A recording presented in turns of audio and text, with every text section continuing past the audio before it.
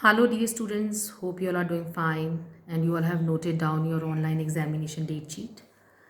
And according to the date sheet, your 7th standard online chemistry exam will be conducted on 3rd of June. So just note down or mark your syllabus for online exam. And that is your complete first term syllabus, right? Chapter 1 and 2 with all book exercises and questions and answers, and go through your chapters well with all the examples that we had discussed. So you can see the syllabus written on the whiteboard also, so mark your syllabus carefully. Fine. Now let's discuss lesson 2, short answer questions. And for this, get ready with your textbook and a pencil because you will be marking your answers as they have asked the direct definitions.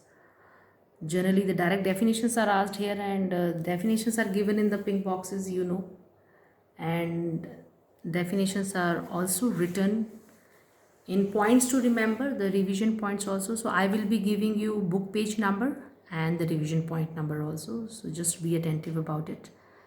Your first question is, what are reversible changes? So this is given on book page 10. This is the I guess first definition for this chapter, and revision point is 1.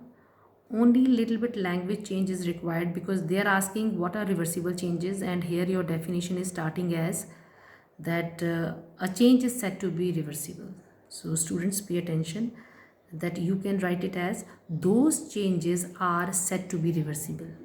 I repeat, those changes are said to be reversible when the opposite change can be brought about by reversing the conditions. Fine.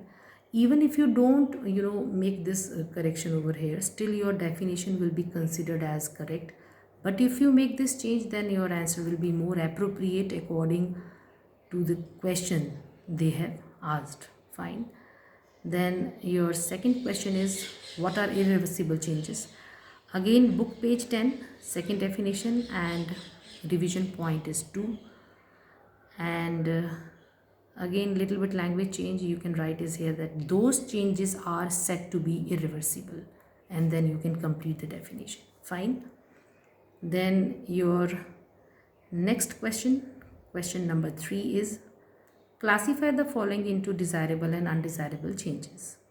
So A, the spoiling of food is undesirable, digestion of food is desirable, then the rotting of an egg is undesirable. Then D, the decaying of a dead animal in open air, it is considered as desirable because decaying is the decomposition of a dead body of an animal. It is done by microbes present in open air in the environment, so it is a desirable change. Then question 4 is, define physical changes. So it is book page 11 and revision point number is 3. Question 5th is, define chemical changes. So I guess it is book page 12 and revision point number is 4. Then question 6 is, classify the following into physical and chemical changes. So first one is the melting of ice, it is physical. Then rusting is chemical. The cooking of food is chemical. Fermentation is chemical. The evaporation of a liquid is physical. The sublimation of iodine is physical. The dissolution of a solid is physical.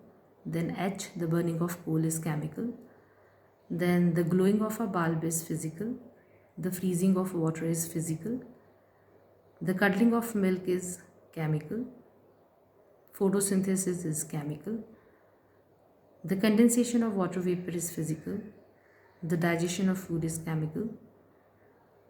Then the boiling of an egg is chemical, and the growth of a plant is a chemical change.